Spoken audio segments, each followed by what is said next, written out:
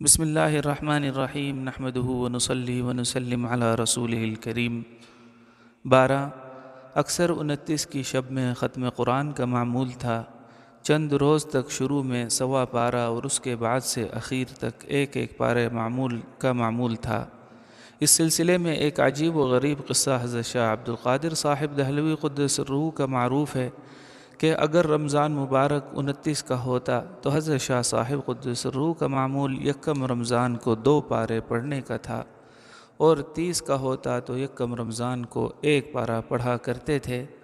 حضرت شاہ عبدالعزیز صاحب نور اللہ مرقدہ یکم رمضان کو اپنی مسجد میں تراویح پڑھانے کے بعد شاہ عبد القادر صاحب کی مسجد میں تحقیق کے لیے آدمی بھیجا کرتے کہ بھائی نے آج 1 پارہ پڑھا یا 2۔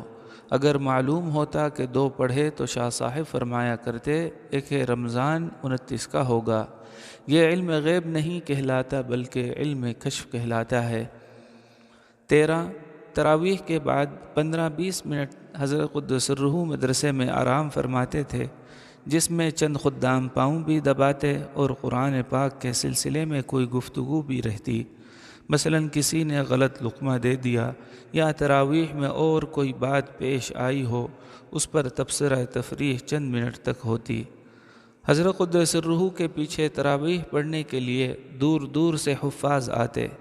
یہ ناکارہ اپنی تراویح پڑھانے کے بعد جو اکثر حکیم اسحاق صاحب کی مسجد میں اور کبھی اماں جی کے اصرار و ارشاد پر حضرت قدس سرہ کے مکان پر پڑھاتا تھا، جلد فراغت کے بعد حضرت قدس سرہ کے یہاں پہنچ جاتا۔ اس وقت تک حضرت قدس سرہ کے یہاں 4-6 رکعتیں ہوتی، اس لیے کہ حکیم صاحب مرحوم کی مسجد میں نماز سویری ہوتی تھی اور مدرسہ اور دارالطلبہ کی مسجد میں تاخیر سے، اور یہ ناکارہ اپنی نااہلیت سے پڑھتا بھی بہت جلدی تھا۔ ایک مرتبہ حضرت قدس سرہ نے سورۃ طلاق شروع کی اور یا ایھا النبی اذا طلقتم النساء فطلقوہن الآیہ آیت شریفہ شروع کی، اور اس نابغار نے جلدی سے لقمہ دیا، یا ایھا الذین آمنوا اذا طلقتم النساء۔ حضرت حافظ محمد حسین صاحب رحمہ اللہ تو حضرت قدس سرہ کے مستقل سامع تھے۔ ہر سال اجڑارہ سے سہارنپور رمضان گزارنے تشریف لایا کرتے تھے۔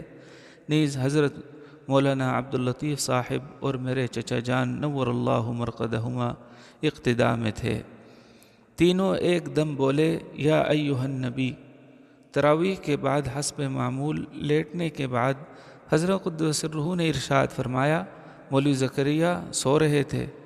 میں نے عرض کیا حضرت بالکل نہیں، مگر اذا طلقتم النساء فطلقوہن واحصوا العدۃ واتقوا اللہ ربکم ولا تخرجوہن۔ سارے جمع کے صیغے تھے۔ مجھے یہ خیال ہوا کہ یا ایھا الذین آمنوا ہوگا، یا ایھا النبی مفرد کیوں ہوگا؟ حضرت سہارنپوری قدس سرہ نے ارشاد فرمایا کہ قرآن شریف میں بھی قیاس چلاتے ہو؟ میں نے عرض کیا حضرت یہ تو قیاس نہیں، یہ تو قواعد نحویہ کی بات تھی۔ ایک مرتبہ حافظ محمد حسین صاحب نے غلط لقمہ دے دیا، میں نے ایک دم صحیح لقمہ دیا، حضرت حافظ صاحب کی زبان سے بے اختیار نکل گیا، نماز ہی میں ہاں، اور پھر جو میں نے بتایا تھا وہی حافظ صاحب نے بتایا۔